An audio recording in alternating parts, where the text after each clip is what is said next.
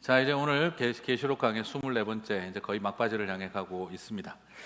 자, 이런 이야기를 합니다. 제가 처음 계시록 강론을 시작할 때 종말은 창조의 완성입니다라는 말씀을 드렸습니다. 종말은 창조의 회복을 넘어서 창조의 완성이다라는 것이죠. 그래서 창세기를 보면 계시록이 보입니다. 그리고 계시록을 보면 창세기가 보이는 것이죠. 자, 몇 가지만 예를 들어볼까요? 태초에 하나님이 천지를 heaven and the earth, 천지를 창조하셨습니다. 요한계시록에서는 우리 하나님이 새 하늘과 새 땅, new heaven and the new earth를 만들어 주시죠. 완성을 하십니다. 그리고 태초에 하나님은 에덴 동산을 만드셨습니다. 그리고 요한계시록에서는 새 예루살렘이 임하는 것을 보여주게 됩니다. 태초에는 에덴을 잃어버린 이유가 하나님처럼 되고 싶다는 선악과를 따먹는 일 때문이었습니다. 그런데 계시록에는 하나님처럼 되려고 하는 사람들이 심판당하는 이야기가 나오게 됩니다. 거짓 메시아와 자칭 하나님이라는 자들의 그들을 따르는 사람들의 심판의 이야기가 나오게 됩니다. 자, 그리고 선악과의 역사, 하나님처럼 되고 싶다는 이 God 컴플렉스는 이단들만이 아니라 제국의 역사 속에 황제의 모습으로도 나타나고, 그리고 이젠 인간의 철학과 과학 속에 신은 죽었다라고 외치지만 인간 스스로가 자기 자신에게 하나님처럼 되고 싶은 경향을 그대로 띠고 있습니다. 그래서 태초에 선악과를 따먹던 인간의 마음, 하나님처럼 되고 싶다, 이 마음은 세상이 멸망할 때까지 신으로 불리운 사나이로 황제의 자리를 찾거나 아니면 메시아의 모습을 나타내고 거짓 하나님 흉내를 내거나, 그리고 신은 죽었다라고 선언하면서도 인간이 하나님처럼 스스로에게 하나님이 되려고 하는 이 갈망은 없어지지 않는 연속된 죄라는 것을 발견하게 됩니다. 자, 이것뿐만이 아니라 태초에 가인의 후예들이 만들었던 두발 가인을 중심으로 만들어진 제국의 역사가 있었죠. 그리고 셋의 후예들이 만들어가는 신국의 역사가 있었어요. 두 왕국은, 제국과 신국의 갈등은 태초부터 시작되어졌습니다. 창세기에서 하나님 나라의 길을 걸어가는 백성과, 그리고 또한 죄의 길을 걸어가는 제국의 역사가 그대로 이어집니다. 자, 그런데 놀라운 것은 이 제국의 역사를 걸어가서는 안 될 하나님의 백성들이 제국을 흉내내기 시작을 합니다. 기독교 제국을 만들려고 한 것이죠. 그것이 바로 창세기에서는 네피림의 이야기로 이어지게 됩니다. 하나님의 아들들이 사람의 딸들의 그 아름다움을 심취하여 제국의 흉내를 내기 시작을 한 것이죠. 그리고 놀라운 것은 노아의 심판 이후, 소위 말하는 제국의 역사가 멸절되고 난 다음에는 이제 제국이 없어져야 되는데 또 제국이 시작됩니다.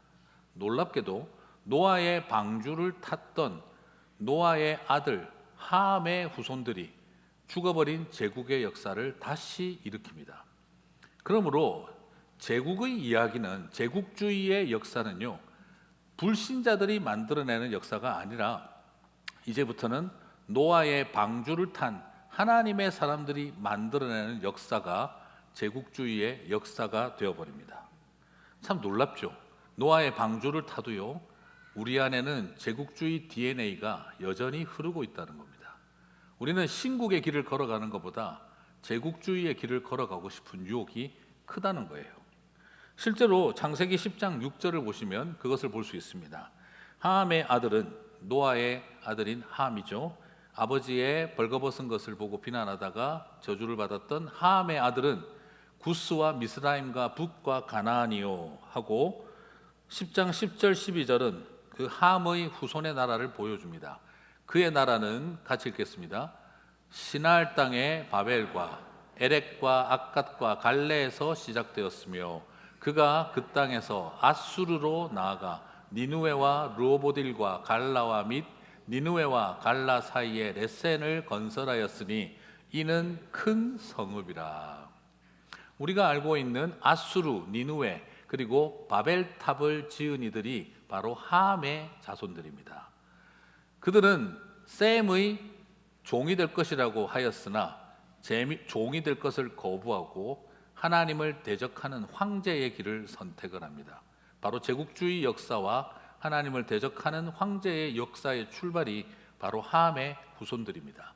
그들이 바벨탑을 쌓았고 아수르를 건설하고 수도 니느웨를 만들고 그 사이에 큰 성읍, 자, 구약 성경에서 큰 성읍은 항상 뭘까요? 바벨론입니다.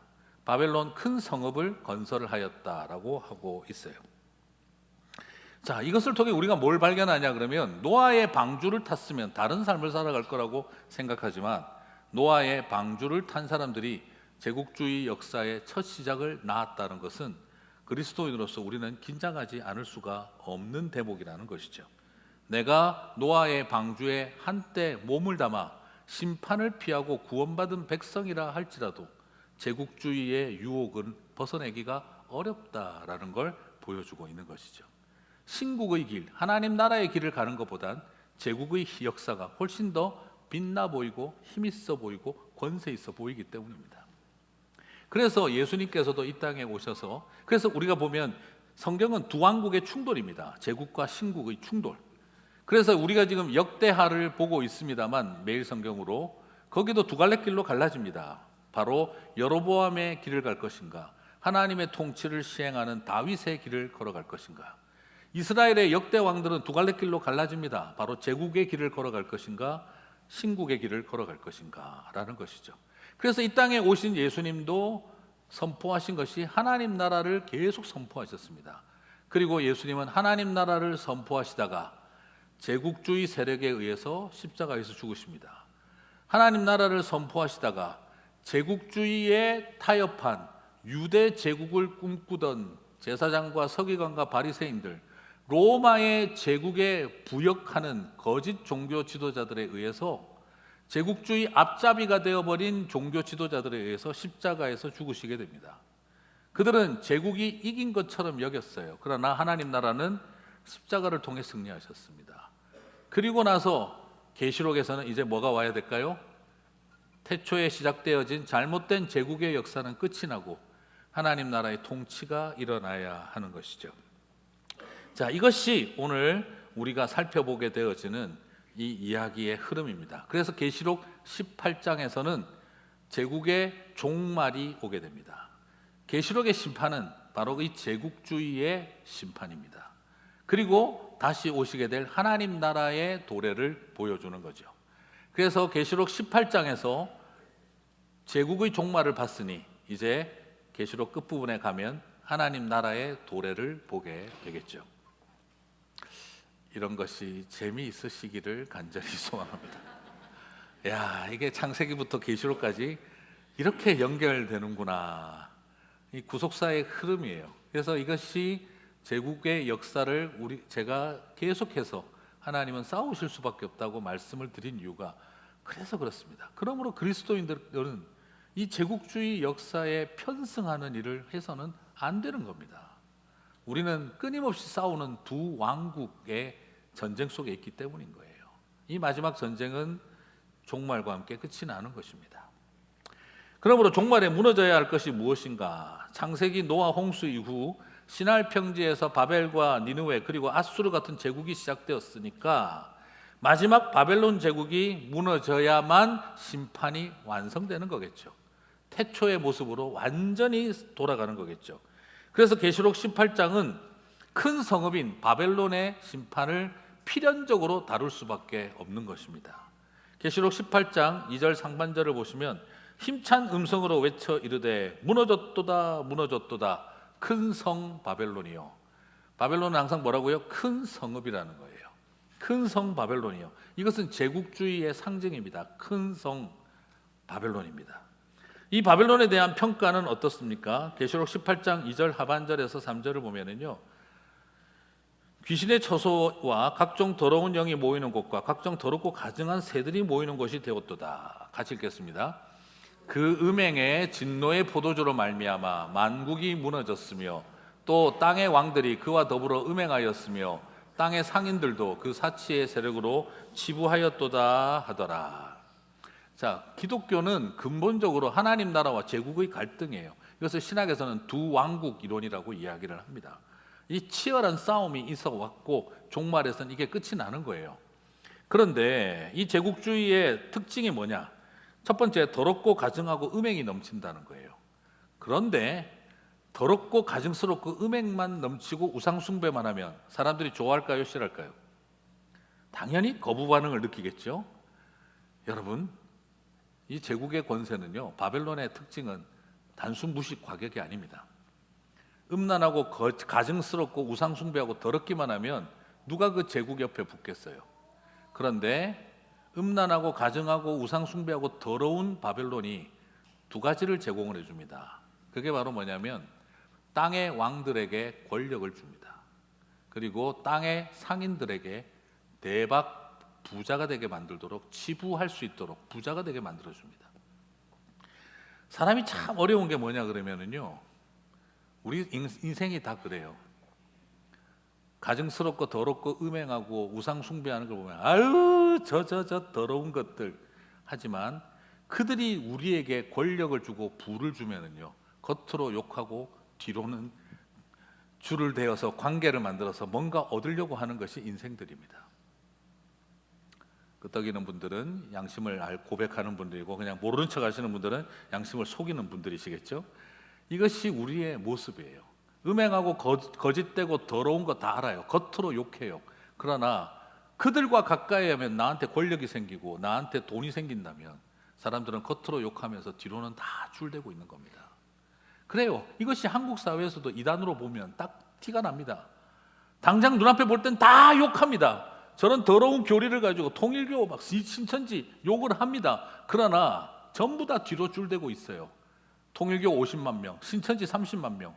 그들하고 관계만 좋으면 50만 표가 몰표로 떨어지고 그들이 가진 경제적인 도움을 받을 수 있는데, 그러므로 겉으로는 저 통일교, 저 신천지 욕을 하지만 그러나 정작 중요한 때가 되면 다 뒤로 줄대 가지고 몰표 받고 재정 지원 받으려고 몸부림치게 되는 것입니다.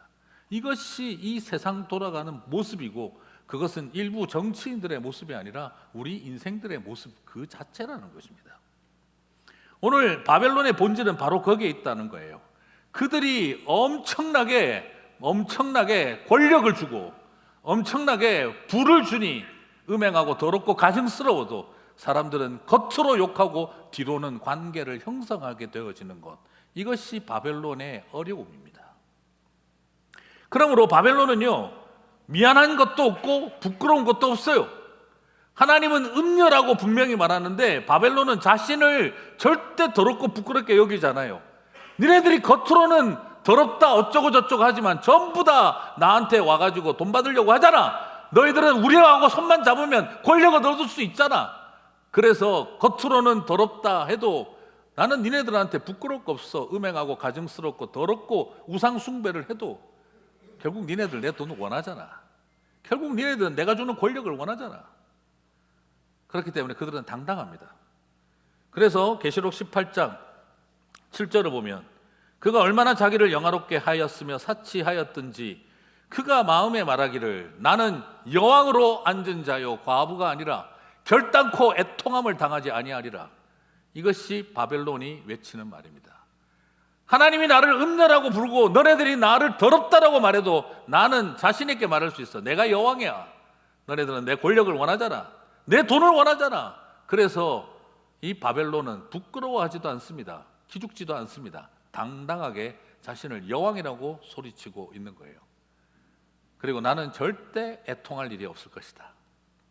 여러분, 이것이 바벨론이 가지고 있는 본성이고 그들의 당당함입니다.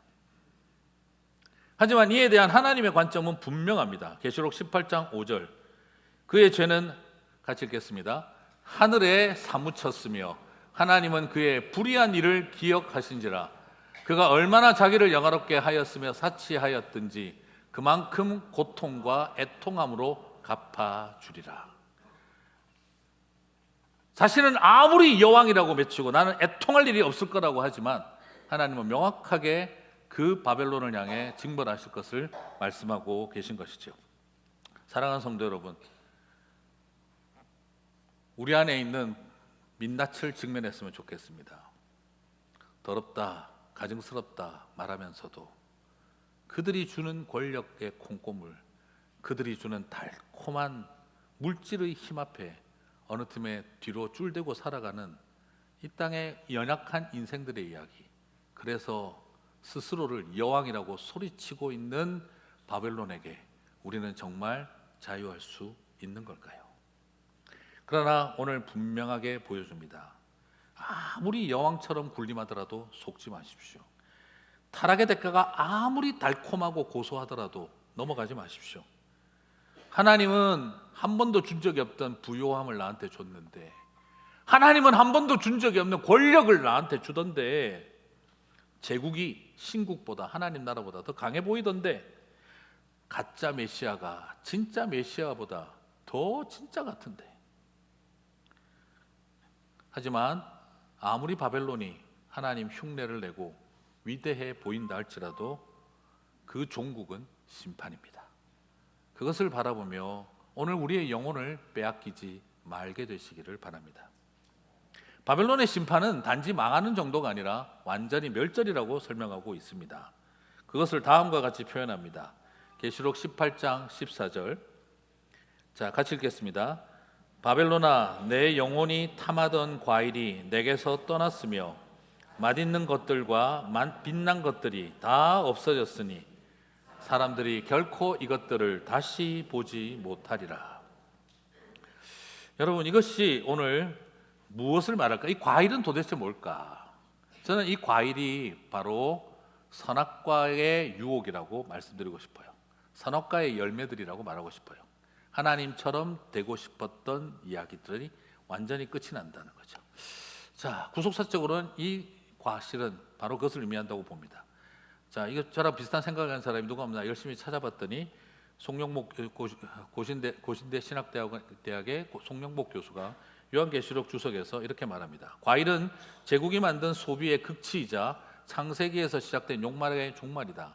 이는 결국 스스로 신이 되고자 한 인간의 교만의 열매다라는 거죠. 바로 이 과일의 역사가 끝이 난다는 겁니다. 스스로 하나님이 되고자 했던 욕망의 역사, 하나님처럼 굴었던, 하나님을 대적하려고 했던, 하나님을 무시하려고 했던 자신들이 제국을 만들어 신국을 대체하려고 했던 그 모든 선악과의 역사가 이제 완전히 사라지게 될 것이다. 역시 송씨 집안의 교수입니다. 사실 제 두 해 후배신데 참 좋은 그 글을 썼더라고요. 이 바로 같은 마음을 가지고 있어서 참 좋다 싶습니다. 바로 바벨론이 그 영혼이 탐했던, 바벨론의 영혼이 탐했던 선악의 하나님이 되고 싶은 그 욕망의 열매의 역사가 계시록 18장에서 끝이 난다는 것입니다. 사랑하는 성도 여러분, 그날은 반드시 오는 줄 믿습니다. 그렇기 때문에 여러분 제발 부탁드리고 싶습니다. 신천지의 이만희 씨나 통일교의 문선명 씨나 독생녀 한학자 씨나 어머니 하나님 안상홍 씨나 이런 거짓된 하나님들, 하나님을 흉내내는 선악과 따먹은 사람들에게 영혼을 빼앗기지 마시기 바랍니다. 오늘날도 마찬가지입니다. 제국의 권세와 황제의 세력들은 여전히 선악과를 따먹고 있습니다. 여러분 아시죠? 함의 아들 중에, 바벨탑을 지었던 함의 아들 중에 니므롯이라고 하는 아들이 있어요. 그 니므롯이 제국을 건설하고 나온 그에 대한 평가가 뭔지 아세요? 여호와 하나님 앞에서 강한 용사더라. 하나님 앞에서 강한 용사더라. 이게 무슨 말일까요? 자, 우리 장한성 형제를 제가 잠깐 불러낼까요? 잠시 한번 나와 주시겠어요? 죄송합니다. 지금 오늘 기도했는데 당황스럽게. 네. 자, 장한성 형제님이 하나님이라고 치고, 더 가까이 하나님이라고 치고, 제가 저를 이렇게 보고 계시고요. 제가 하나님 앞에서 강한 용사. 이거는 하나님을 위한 겁니까? 하나님을 대적하는 겁니까? 하나님을 위해서 싸우는 겁니다. 앞서서 싸우는 거예요. 근데 하나님 앞에서 강한 용사, 무슨 뜻이죠? 네, 금방 그 자세가 좋으셨어요. 이게 무슨 뜻이죠? 하나님과 똑같이 하나님처럼 되어서 싸워보겠다는 것입니다. 나도 강하다 이 말이죠. 감사합니다. 오늘 기도도 하고 갑자기 대신 앞에 나와서 연극도 해주시고. 네. 하나님 앞에서 강한 용사라는 이 표현은 대적자가 되었다는 거예요. 그것이 함의 후손들이 걸어간 길입니다. 나도 하나님 하겠다는 거예요. 그게 권력의 속성이고 황제의 본성입니다. 신이라 불리운 사나이들이 되고 싶었고, 그들은 똑같이 하나님처럼 예배의 대상이 되기를 원했던 것이죠. 그래서 오늘 우리에게도 끊임없이 남아있는 계시록 18장은 이 끊임없이 남아있는 선악과의 유혹이 이젠 끝이 난다는 것을 선언하고 있는 거예요. 하나님처럼 되겠다고 했던 욕망이 제국의 황제들에게서 나타났고, 가짜 재림주와 가짜 메시아를 통해 나타났고, 일부 거짓 선지자들이 기독교 안에서 제국과 합쳐진 희한한 기독교 제국을 변종을 만들어 우리도 한번 힘을 가진 기독교 해보자 했던 일이, 그게 바로 하나님 흉내낸 제국의 역사입니다. 모든 것을 하나님은 계시록에서 끝을 내겠다, 이제 더 이상 선악과의 역사는 끝내겠다가 계시록 18장에서 선언해주고 있는 것입니다. 자, 그렇다면 이제 우리는 어떻게 해야 될까요? 우리는 어떻게 해야 되는가? 이제 우리는 어떤 희생을 치르고 손해를 본다 할지라도 우리는 그 거짓된 제국의 역사, 기독교 제국의 역사, 그리고 거짓된 메시아의 이야기에서 뛰쳐나와야 합니다. 같이 심판당하고 죽는 것보다 손해보더라도 사는 게 낫기 때문입니다. 마치 그들이 준 콩고물과 달콤함과 고소함에 중독되어 있어서는 안 됩니다. 진리를 다 가진 것처럼, 자기들만이 진리의 선지자인 것처럼, 우리야말로 진짜 메시아인 것처럼, 이 권력을 가진 우리가 하나님 나라보다 더 너희를 행복하고 잘 살게 만들어주겠다고 속이든지 어떻든지 간에 그 속에서부터 뛰어나오라는 것입니다. 계시록 18장 4절을 같이 읽겠습니다. 또 내가 들으니 하늘로부터 다른 음성이 나서 이르되, 하나님의 음성입니다. 하나님의 말씀입니다. 기억하고 들으시기를 바랍니다. 다 함께 읽겠습니다. 내 백성아, 거기서 나와 그의 죄에 참여하지 말고 그가 받을 재앙들을 받지 말라.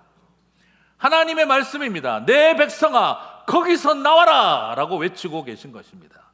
그 제국의 역사에서 뛰쳐나와라.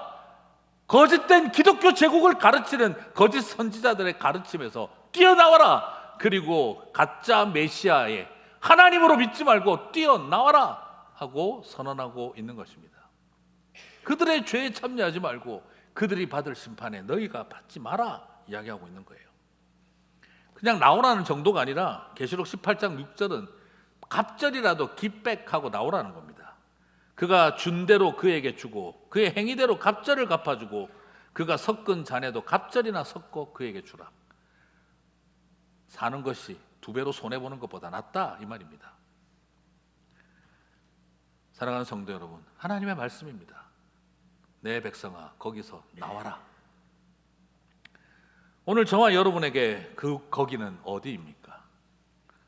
어떤 사람은 아직도 모른 채 그런 이단들에게 속해 있는 사람도 있을 것이고, 우리도 기독교 제국 만들어서 하나님 나라 그 힘들고 어렵게 살지 말고 왕좌에 앉아 황금빛으로 번쩍거리고 세상을 통치하고 다스리는, 교회가 세상을 다스리고 기독교가 다스리는 세상을 만들어보자 하는 그 유혹으로부터 벗어나고, 이 세상의 정치 권력이 하나님처럼 멋진 제국을 보여줄 것처럼 보이나 그 모든 것을 알고 고개를 흔들 줄 아는 사람들이 되어라는 것입니다. 결국 여기서 시사하는 바는 결국 뭐겠습니까? 많은 하나님의 백성들이 그렇게 자칭 메시아를 따라다니고, 많은 하나님의 백성들이 가짜 선지자를 참 선지자인 줄 알고 믿고 있고, 많은 하나님의 백성들이 그 권력과 황제의 힘에 녹아나고 있다는 것입니다. 하나님처럼 되고 산업과 따먹은 인간들을 추앙하고 따르고 있기 때문에 하나님의 백성들에게 좀 제발 속지 말고 끌려가지 말고 그것이 진짜인 것처럼 착각하지 말고 뛰쳐나오라고 지금 외치고 계신 것입니다. 그러므로 부탁드리고 싶습니다. 하나님이라고 속이는 이만희 같은 존재에게서 뛰어나오십시오. 그 죄에 참여하지 마세요. 제국과 신국의 양다리 걸치고 기독교 제국을 꿈꾸는 거짓 선지자들의 가르침이 참 선지자라고 속지 말고 뛰쳐나오셔야 합니다. 그들이 길거리에서 하고 있는 선동에 휩쓸리지 말고 뛰어나오라는 것입니다. 그리고 또한 차라리 2배, 2배로 갚아주는 안이 있어도 뛰쳐나오라고 말하고 있는 것입니다. 그리고 또한 이 세상의 제국이 마치 하나님 나라보다 더 강해 보인다 할지라도 거기에 겉으로 욕하면서 뒤로 줄대는 누를 범하지 말라 이 말인 것입니다. 그래도 더럽지만 좋잖아. 더럽지만 먹을 거 주잖아. 오늘 우리 안에 그게 있어요. 그래서 많은 성도들이 그걸 못 벗어나요. 주로 하는 말이 뭘까요? 눈 딱 감고 한 번만 하고 손 씻겠다. 제가 수많은 영화를 봤는데 주제가 변하지가 않아요. 이번만 한 번만 딱 하고 눈 딱 감고 하고 손 씻을 거야. 그러면서 항상 영화는 시작이 되더라고요. 그죠? 그게 우리의 모습이에요. 늘 그렇게 말해요. 하나님 나 한 번만 딱 더러운 거 알아요. 나도 저거 가증스러운 거 알아요. 딱 한 번만 눈 감고 한 번 하고 손 씻을게요. 그러면서 평생 하고 있습니다. 저도 그래요. 오늘만 딱 먹고 내일부터 다이어트 하겠습니다. 이 달콤하고 고소한 유혹이 얼마나 큰지 그 말을 들을 때마다 큰 위로가 임해요. 그래, 오늘만 제대로 먹고 내일부터는 다이어트 한다. 지난 16년 그렇게 하다가 이렇게 됐습니다. 이 유혹이 장난이 아니에요. 우리는 지금도 그렇게 하고 있습니다. 겉으로 욕하고 나도 저거 더러운 거 알아, 가증스러운 거 알아, 저거 끊어야 돼. 그러나 딱 한 번만 눈 감고 한 번만 더 하고 손 씻을게.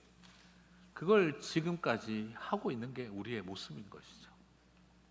주님은 2배로 손해보더라도 다 던져놓고 나가라 이 말입니다. 그래야 산다 이것이에요. 그러나 우리의 마음에는 늘 그런 생각이 있습니다. 아휴, 그래도 그렇지 바벨론이 그렇게 쉽게 망하겠나? 얼마나 센 나라인데 저거 못 건드려 쉽게. 그러나 여러분, 역사에서 바벨론은 하룻밤에 망했습니다. 결코 망하지 않을 줄 알았던 불가사의하게 망해버렸어요. 메데바사 제국이 공격해왔습니다. 우리가 알고 있는 페르시아 제국이 공격해왔어요. 그러나 그 당시 메데바사는 콩딱지만한 나라였어요. 그걸 쳐다보고 바벨론 군사들이 웃었습니다. 어이가 없어가지고 니네들이 그 숫자를 가지고 우리를 공격하러 왔다고? 바벨론의 성벽은 너무나 두꺼워서 쌍두마차가 왕복으로 다닐 수 있는 그렇게 두꺼운 성벽이었습니다. 높이는 축구장 높이였고, 그런 거대한, 그리고 그 주변에는 강을 둘러서 함부로 들어가지도 못했어요. 그래서 그 바벨론 군사들은 성 위에 서가지고 심리전을 펼쳤습니다. 니네들은 우리를 결코 못 이긴다. 밤새도록 술 파티를 열었어요. 갑옷을 벗고 장식구를 입고 온갖 파티복을 입고 바벨론 역사에서 그렇게 돈 많이 써본 날이 없을 만큼 그들은 엄청나게 장식하고 술 갖다 놓고 음식 갖다 놓고 밤새도록 파티를 열었어요. 메데바사 제국 군사들은 전쟁하러 왔는데 자기들은 파티하고 있는 거예요. 그만큼 무시했던 것입니다. 그날 밤 아마 바벨론의 비즈니스맨들은요, 내가 이 바벨론 살면서 이렇게 돈 벌어보긴 처음이다 할 정도의 밤을 보냈어요. 온 목에 금목걸이 걸고 두 손에 돈다발 쥐고 그들은 어머너무 내 인생에 이렇게 돈 많이 벌어본 날이 또 있겠나 하던 그날 그들은 하루아침에 다 불살라져 버렸습니다. 그걸 쳐다보고 있던 메데바사 제국에서 제일 체구가 작고 날렵한 사람들, 특공대 한 50명 뽑아서 그 강물 타고 기어 들어가서 그들이 성벽 들어올리는 그 문 쇠사슬 그 미끄러운 거를 안 미끄러지게 잘 타고 올라가서 들어가 봤더니 다 술 먹고 뻗어 있는 거예요. 그래서 그냥 대문 열었어요. 그러고서 우르르 들어왔더니 이게 지금 전쟁이야, 자는 애들 죽이기야. 그냥 그래서 그들은 전투를 한 것이 아니라 그냥 찔러 죽이고만 지나갔습니다. 자다가 일어나서 자기 칼이 어디 있는지도 모르고 정신없이 뛰는 바벨론 군사들. 인류의 역사상 가장 가성비 쩌는 전쟁이었습니다. 우리 편은 거의 안 죽고 적들만 다 죽었어요. 온 목에 금목걸이 걸고 돈다발 쥐고 다 죽어버렸습니다. 세상에 이렇게 쉬운 전쟁이 또 있겠나. 그렇게 바벨론은 불가사의하게 망했습니다. 종말도 마찬가지입니다. 계시록 18장 8절 그러므로 하루 동안에 그 재앙들이 이르리니 그가 또한 불에 살라지리니 그를 심판하시는 주 하나님은 강하신 자이심이라. 10절 같이 읽겠습니다. 화 있도다 화 있도다 큰 성 견고한 성 바벨론이여 한 시간에 내 심판이 이르렀다 하리로다. 역사에서 불가능해 보였던 큰 성읍 바벨론이 망한 것처럼 종말 때에도 역시 제국의 역사는 그렇게 끝이 날 것이라고 선언하고 있습니다. 거짓 선지자들의 말과 세력이 아무리 강해 보이고 가짜 메시아의 영향력이 아무리 세어 보이고 그리고 이 세상의 제국의 권세와 독재자의 힘 그들이 아무리 강해 보인다 할지라도 제국주의의 역사는 반드시 끝이 나고 하나님 나라의 통치가 임할 것을 약속하셨습니다. 사랑하는 성도 여러분, 속히 거기서 나오십시오. 뒤돌아보지 마십시오. 그것이 저와 여러분을 살리는 계시록의 말씀인 줄 믿습니다. 말씀을 마무리하겠습니다. 여러분, 근데 이게 참 쉽지가 않죠. 사람은요, 내가 붙들었던 것이 선악과였다는 것을 인정하고 싶지가 않아요. 내 자존심이 내가 붙들었던 게 선악과라고, 선악과 먹은 인간을 내가 붙들고 살아왔다고, 그걸 인정하기가 어렵습니다. 누구도 내가 열심히 귀담아 들었던 그분이 거짓 선지자라는 것을 인정하는 것은 어렵습니다. 어느 누구도 내가 굳게 메시아라고 믿었던 그분이 가짜 재림주라는 것을 인정하기가 어렵습니다. 저 사람이 만드는 세상은 진짜 종교가 하지 못한 멋진 세상을 만들어줄 거야 믿었던 그 사람을 독재자라고 부르기가 어렵습니다. 그러나 희망만으로 변화될 현실도 없습니다. 우리가 이것이 참 어려운 이유는 스캇 팩이라고 하시는 크리스찬 정신분석학자가 거짓의 사람들이라는 책에서 잘 설명합니다. 나는 옳은 일을 하고 있다는 확신을 위해 자신을 속이는 자기 기만의 죄에 빠진다. 사람은 내가 한 행동과 선택과 결정은 꼭 옳은 것이어야만 해 하는 이 생각에 사로잡히기 위해서 나의 틀린 것을 부정하고 싶지가 않아서 끊임없이 자기 기만의 죄에 빠진다는 것입니다. 그래서 악한 사람은 자기 자신의 죄를 직면하지 않기 위해서 엄청난 에너지를 쏟는다라고 합니다. 자신의 죄를 직면하고 바로잡는 일에 에너지를 써야 하는데 대부분의 많은 인생들은 내가 저지르고 오판한 일에 대해서 직면하지 않기 위해서 자신의 모든 에너지를 사용한다라는 것이죠. 이것이 인생의 슬픈 자화상이라는 것입니다. 사랑하는 성도 여러분, 오늘 나는 어떤 것을 붙들고 있습니까? 그런데 무서운 것은 자기 기만에 빠진 사람도 설득력이 있다는 거예요. 그리고 그 자기 기만에 빠진 사람의 의로움을 똑같이 자기 기만에 빠져서 추종하는 추종자 그룹이 생긴다는 것입니다. 그러면 자기 기만에 빠진 사람의 옳음에 함께 추종하는 자기 기만에 빠진 사람들은 나중 되면 그것을 통해 이념을 만들고 그것을 통해 종교를 만들고 그것을 강화시키는 시스템을 만들어갑니다. 그때는 언터처블이 되는 것이죠. 그리고 나중에는 알아도 못 돌이킵니다. 제가 최근에 아주 깊은 이단의 리더십으로 있다가 빠져나오신 분의 이야기를 나누면서 들었을 때 느낀 것은 거기에 그 레벨에 있는 사람들도요, 다 안 돼요. 가짜라는 거. 근데 부모 자식 포기하고 내 직장 포기하고 여기에 올인했는 지난 20년이 아까워서 돈이라도 챙기고 뭐라도 얻어야지 하는 마음 때문에 못 벗어난다는 거예요. 사람은 알아요. 결국에는 이거 가짜였구나. 그런데도 왜 못 빠져나옵니까?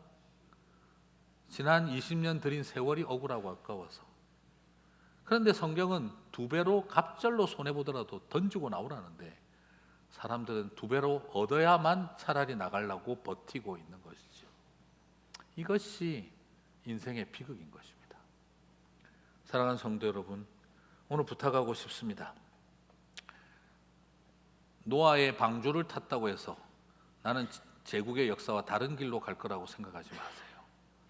노아의 방주를 탔던 함의 자손들이 제국의 역사의 시초였습니다. 우리 안에는 바로 그 죄의 유전자가 있기에 우리는 끊임없이 제국주의의 유혹 앞에 넘어질 수 있는 인생들입니다. 그러므로 오늘 우리는 깨어 있어야 하는 것이죠. 그래서 부탁하고 싶습니다. 사랑하는 성도 여러분, 하늘이 무너져야 하나님이 보입니다. 하늘이 무너져야 하나님이 보입니다. 왜냐하면 하늘이 하나님하고 유사하거든요. 하늘이 하나님하고 비슷해 보이거든요. 그래서 하늘 붙들고 살아가요. 그런데 하늘이 무너져야 하나님이 보입니다. 그래서 계시록에는 해와 달과 별들이 쏟아지고 다 무너져야 하나님이 보인다라고 말하고 있는 거예요. 그래서 마지막 심판 때에는 하늘이 무너지는 것입니다. 사랑하는 성도 여러분, 지금도 내가 붙들고 하늘처럼 붙들고 있는 것들이 무엇입니까? 하나님 비슷해 보이는 선악과 먹은 하늘, 하나님 비슷해 보이는 하늘이 무너져야 됩니다. 해와 달과 별들이 무너져야 하나님이 보이는 겁니다. 땅이 갈라지고 지진이 오고 땅이 붕괴되어져야 그때 하나님이 보이는 겁니다. 하늘이 무너지고 땅이 꺼져야 하나님이 보입니다. 그래야 새하늘과 새 땅을 알죠. 오늘 저와 여러분에게 주님 보고 계십니다. 하나님 흉내내는 것들에게, 비슷한 것들에게 마음 빼앗기지 마시고 주님을 바라보게 되시기를 바랍니다.